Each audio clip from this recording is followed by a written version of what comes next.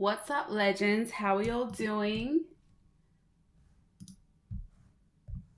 I am live on YouTube, but I am also live on TikTok today. I thought I would do both in one go. So if you are watching from TikTok, welcome. I normally do my Asia session updates on YouTube, but today I thought I would do it on TikTok as well. It does mean I can't monitor the chat on TikTok, so just bear with me with that. But yeah, welcome to everyone. If you're just jumping in, if you're on this stream already, give me a hello. Let me know that you're here. How you going, James? How you going, Justo? How you all feeling? We're going to talk about, of course, Bitcoin today, Ethereum as well. Not a lot to add to what we talked about yesterday, but we'll see where we are post FOMC news event. Hello, I know you say that, Jeremy, but it's been so great for business, so it is what it is. Tyrone, hello. Brett, hello. Staunch is in the house. Will Smith, the like button. Yes, thank you very much. If you guys are watching from YouTube, smash that like button. If you're new here, be sure to hit the subscribe as well so you can be notified every time I upload a new video. And on TikTok, double tap that screen as many times as you can. Who else have we got here? Azaz, hello. Theo, hey. Hugo from Canada, hello. John. Smash Avo in the house. Bullish on Centrelink. Fitness, my life. Morning, Lee. Awesome. Ross, hello. Hello, guys. Okay, so what we're going to talk about today is what happened yesterday pre-FOMC, what happened after, and what we are expecting next. Hopefully, you guys over on TikTok can see the screen okay. We're going to do Bitcoin first, and then we're going to move over into Ethereum. A couple of things I want to point out. On yesterday's video, if you haven't watched it, be sure to go back and check for full details. But yesterday we were talking about how we may get a pump into the FOMC announcement and then a reversal out of, depending on what comes out of that announcement. Now, and these were the three zones that I had set as a rejection zone. I did expect to hit these rejection zones before the FOMC. If we had done that, then I would have expected that we will pull back from that point. However, we didn't hit them until after. We've only hit them today in the dead gap zone. So at this point in time, this does here very well could be the M formation forming. However, what I want to do before we decide that that's what it is I want to zoom out and take a bigger look at Bitcoin, and let's get a wider overall picture, because if we just get stuck looking only at the 15-minute time frame, then we could miss out what's going on a much larger scale. This area here as well was where the trading light sell orders were for the very start of the Asia session. We don't know if they're still there, so we're going to get rid of that as well because we're going to double check that. Let's just talk about the price action yesterday from yesterday's stream into what ended up happening.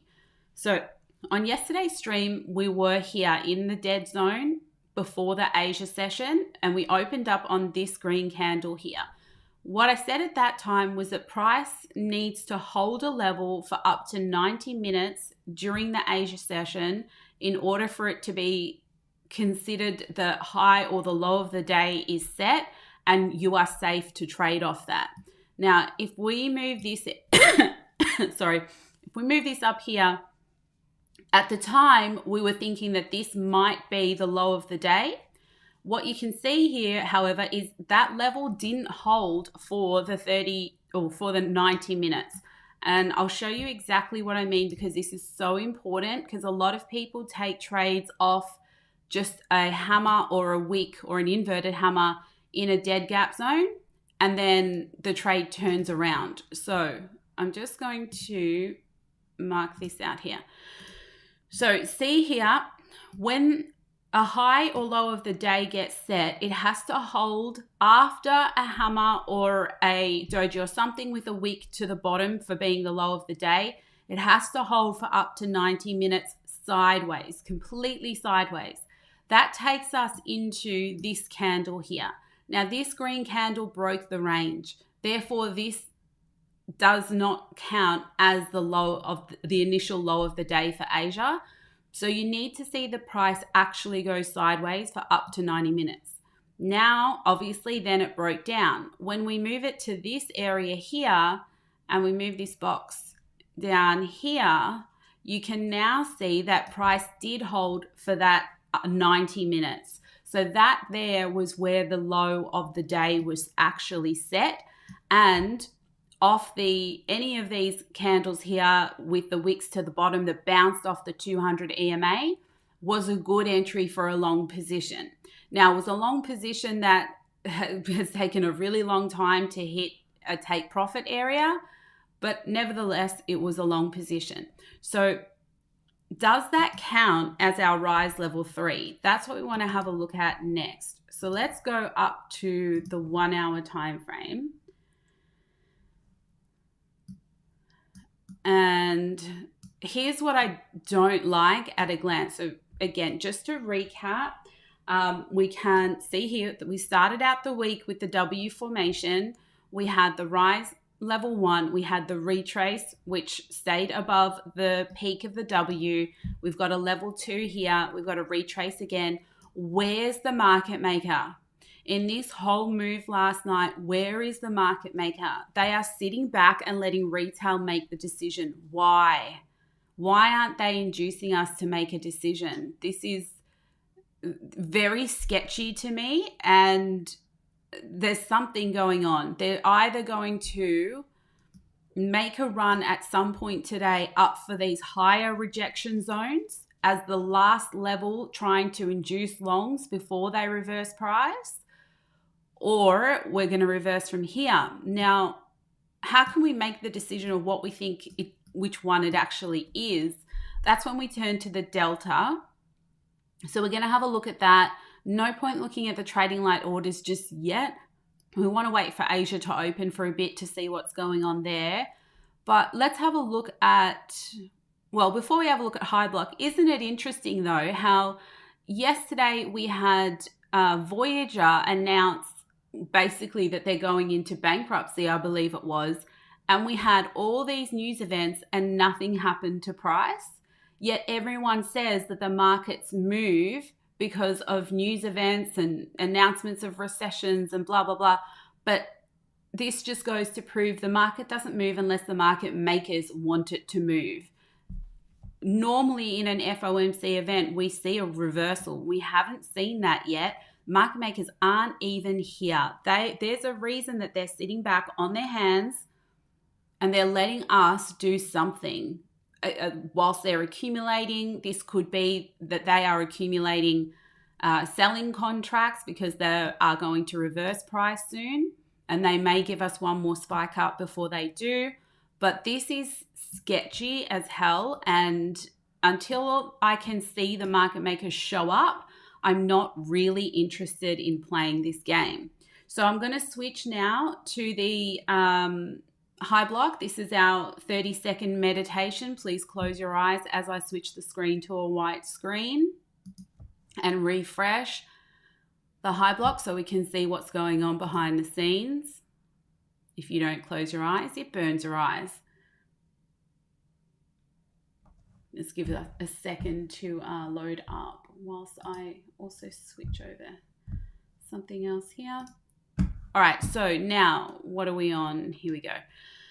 Okay, now let's look at what we got going on the board. So what you can see looking back here is all these pushes up here, here and here have wiped out anyone who was previously short, right? So it all turns white after these areas push up. And then as it comes back down here, when you see it turn white here, it's taken out these people who longed too late. So if you were to consider at a glance this to be a rise level 1 as an example, this a 2 and this a 3, then you see the white area is on the 3. It just goes to show that they come for level 3 first. As soon as level 3 is reclaimed, market makers are in profit, right? So it doesn't take much for them doesn't take a big move in price for them to collect a lot of money. They really come for the people who opened on the third leg first. Then they reevaluate and decide if they want to come for level 2 and level 1 with a full reversal. So let's have a look at this delta now. When that happened there, that took out a lot of the long leverage. We were 8 billion, we went down to 2 billion. Currently, we're at 13 billion. Now, it's not exactly reversal time, in my opinion.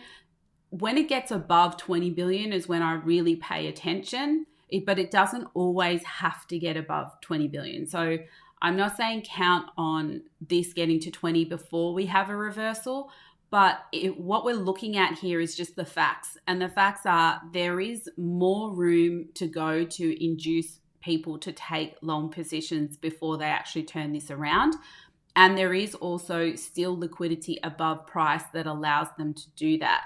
Now, there's not a lot, like there's really quite low level shorts up at this level, and they are taking us, from what we can see in this visible range on this chart, we're looking up to about 21.5, but that's the top, the high side. Now, we want to match that up to a chart and see if we can see where my eyes, sorry Janet, see if we can see, is there something going on at around the 20 to 21.5k mark that may be a target for the market maker. So let's go back here, and well, we've got this rejection zone here that we marked out yesterday at 21, basically 21.5, and this one here is 20.8, which is, well, the whole zone is 20.8 to 21,000. So both of these zones remain the target that we marked out yesterday. If the market maker does show up with big green candles like this, those are the areas that we're going to look for to be the third spike on the 1 hour time frame, and would not trade that. However, would be looking still for an M formation after that happens, to then trade it down. Now, what if we don't get that? Let's see, what time are we now? We want to wait for Asia to open to see what they're doing right in the beginning. So whilst we're waiting for that to happen, let us pray. No, let us have a look at some news events. What have we got left for the week? So it's now Thursday. We do have ECB monetary policy tonight. That's 9:30 Melbourne time. We have the unemployment claims as well. I'm not sure if there'll be the major market movers, but I think if anything's going to move the market, it's probably this non-farm employment change and the unemployment rate. And that's tomorrow night for Melbourne, 10:30 p.m. Friday. Now, the other thing too is, this just reminded me of something that I wanted to tell you. I have a suspicion, and this is just a suspicion, if we zoom out to last week, now we know that the typical model for the market maker method is 3 days one way, 3 days the other day, right? There's a midweek reversal, and that's how it works. But we know that the model can change, and it can be seen on different time frames. I have a feeling what we're running right now, and this won't be proven until we actually get level 3, so it's just a suspicion. I have a feeling we're running a 2-week cycle.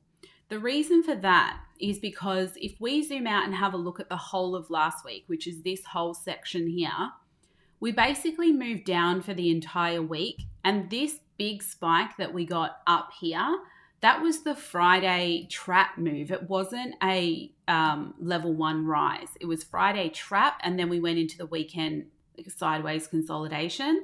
So if we have a look at this and for what it is and draw this out, it very well could be that the entire weekend was our W formation after a 3-level drop for the whole week last week, giving us 2-level rises this week and maybe one more to come.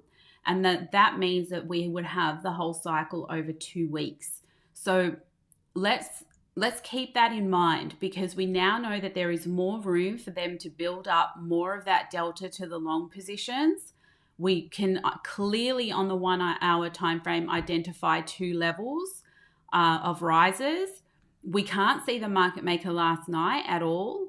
Maybe they did that on purpose. That was the trick. So maybe there is one more coming. And if it is, then our targets still remain the market maker candles from last week, which is the 20.8 to 21,000-ish. And if we were to break through that, we're going back to last week's high of the week, which is up here. So that's what I would be watching out for. And I know you guys don't listen to me, you do what you want anyway because you're total degens. But for me personally, I'm not trading unless the market maker shows up. And I don't like to be the person that trades a level 3 because I know that the goal is to take that money back. Even though I'm smart enough to get out in time, it's not worth it. I personally like to trade the bigger moves. If you are in the TTC community, which by the way, the Discord is open. It's the start of the month. It is the perfect time to join. This is where you get the most value. So if you've been thinking about it, jump in there right now. Well, not right now, wait till the end of this video. The link is in the description of the videos and you can come along and learn this whole method with us. We are literally charting 24/7 in there. We do live session opens as well. So I do Asia on YouTube, but I've got another trader with me, Ryan, and he does US and UK sessions a couple times a week. And it's like hand holding, instead of you trying to guess what's going to happen at the beginning of a session, you can jump on, get an opinion from someone who is doing well at this method, and you can actually trade within the next 6 hours. You can actually trade. So that's what we do here. We also have a lot of education material for you to go back and learn this method from scratch. It's not a trading strategy. It's not something you can learn in 20 minutes. It's an apprenticeship, as I always say to everyone in the Discord. It's not a magic pill. It's an apprenticeship. It does take time. And it takes experience watching the price action live. But anyway, come do that. Also, whilst you're there, smash that like button, hit subscribe, and turn the bell button to also, you can be notified every time I upload a new video. Facts, I annoy with 532,000 questions and still get responses. Okay, so now, what was I saying about that? I forgot. Anyway, so let's have a look we'll come back and have a look at Asia. I just want to give it a bit more time for the daily to actually open. So we'll look at Ethereum in the meantime. Ethereum was a little bit more predictable in the way, if I zoom in. So this was what we had drawn from yesterday, that I expected a pullback. Sorry. I expected a pullback. We had a number of rejection zones to watch out for, and this was the key one up here because this was a previous market maker candle, and you can see on this candle here, just this morning, we have wicked right into it. So now, does that just mean that this moves over? It might be that this is still the same play, but we're just moving over and looking for M formation. So the only thing with Ethereum is it did create a higher high compared to Bitcoin. Bitcoin is currently a double top and Ethereum is actually a higher high. When I don't have confluence amongst both of them, that makes me a bit sketch, and I tend to pay more attention to Ethereum because Ethereum does follow the model better. So the fact that we have a higher high on this is good. It may mean that this is it for us. And we've rejected right off the previous market maker candle, which was this one right here. Just making sure TikTok can see. By the way, if you're on TikTok, smash those hearts. Good to see 100 of you on here. So if that is the zone that is going to hold as the high of the day currently, which we don't know yet because we don't have enough price action, just enough time hasn't passed, and that's how it works. If that holds as the high of the day, then we are waiting to see if the M formation forms. I personally prefer them to form in a multi-session. So I wouldn't mind if Asia basically did nothing for the whole session and then we get this second lower high here to create the M formation with a hammer, maybe around the UK session. That's ideal, but you still have to watch out, because if you get an M formation in a single session, it's still a trade, but it's just a trickier. It's not as highly probable as getting a multi-session one. Let's look at the 4-hour time frame for Ethereum and see what's going on over here. So at this point in time, if you were to believe that we are potentially in a 4-hour W formation, you would not be wrong, because we do have this happening right here. However, the W is not finished yet, and then it's not, after that it has to confirm.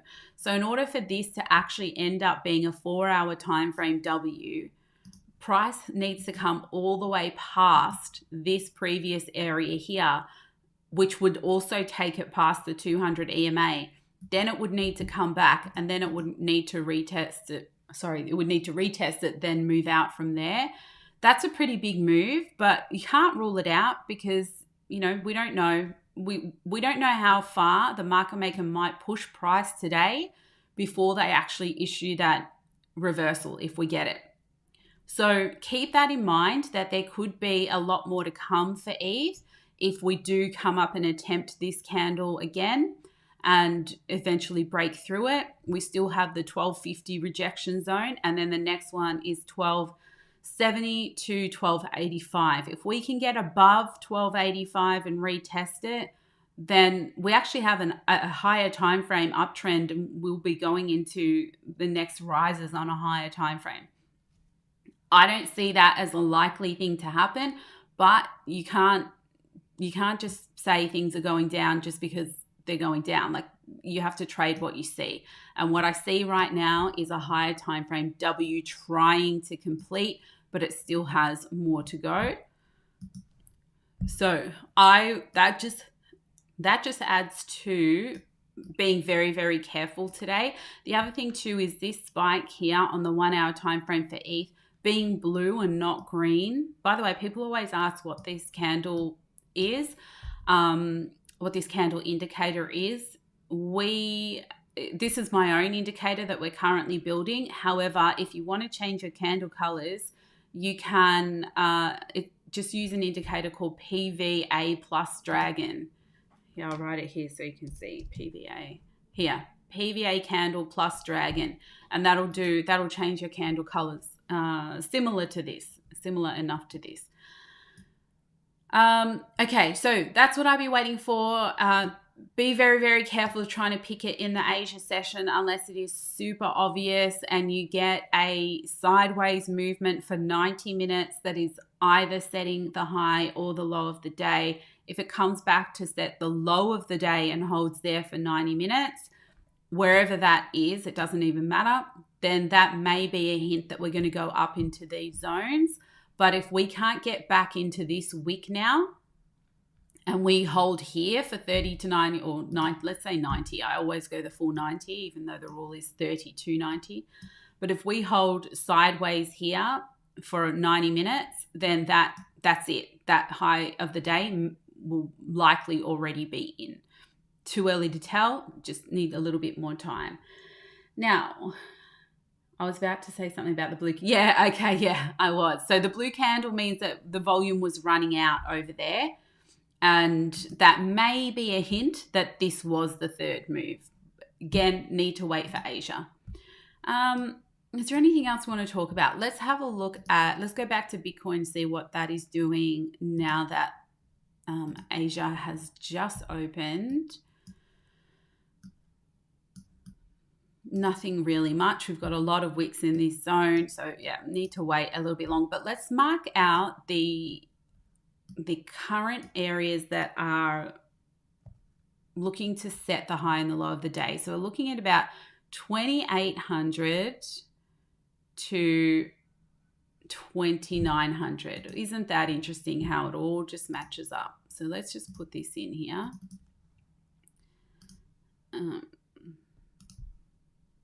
So that is 2,800 to So that's looking like this is where the current highest level sell orders are sitting in trading light. And that is looking like it's going up into our rejection zone. Now, it doesn't mean price is going there. It just means that if price heads there and these short orders stay there, they are quite heavy and they could be enough as long as they stay there. And once they get filled, that could be enough to reverse price. So unless you have heat map software yourself to be able to monitor it live, you have to understand that these are all limit orders, and limit orders can be deleted at any time before they're filled. So it's not a guarantee that we're going to stop there. It's just a target for Asia session. So at the low end, we're looking at about 20,400 to 20,250. I'll just mark that in.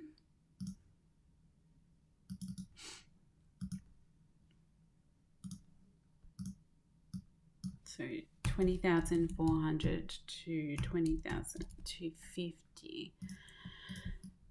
Right, so this is what we're looking at. So if we do get a move up today and it comes into this rejection zone and we get the M formation, if you are long, you'll be looking to issue a Colombian bag flip.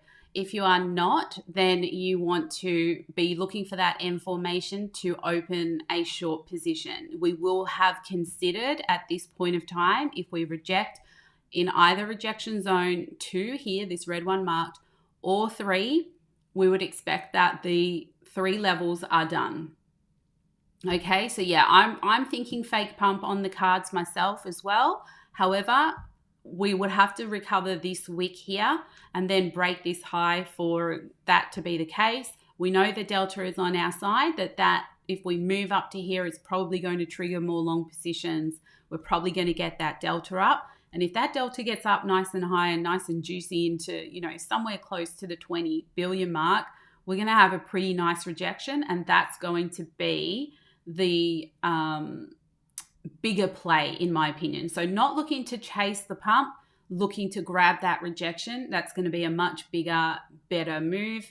Rather get in on the start of a move than try to get in on the end. Now, guys, if you are watching this, we have a very famous person watching this YouTube channel, and you must go and follow him on Twitter. His name is Lucky Nice. He is the creator of the Colombian bag flip, and you must head to Twitter and you must ask him exactly what it is. All right, there you go, Lucky. I did it for you. All right, this is all I've got to say really about today. Considering that we're expecting a potential fake pump, it does lead me to believe that one of these upcoming news events are going to be the excuse for the reversal. But at the end of the day, we know better. We know that the reversal is due anyway. So keep an eye out. The way you kind of match it up is having a look at the timing of these news events and looking at your charts around that time to see if you can see the M formation forming. So that is what I would be doing. That's pretty much all I've got for you guys. Don't forget, smash that like button if you enjoyed this, and grab the link down below for the Discord if you want to join us and learn this method in full. And finally, if you are looking for somewhere to trade, my preferred exchange is OKX. Of course, they are currently offering up to $2,000 sign-up bonuses for new accounts. And using the link in the description down below, you will get 15% discount on your trading fees. Lucky said my TikTok following just hit 10K.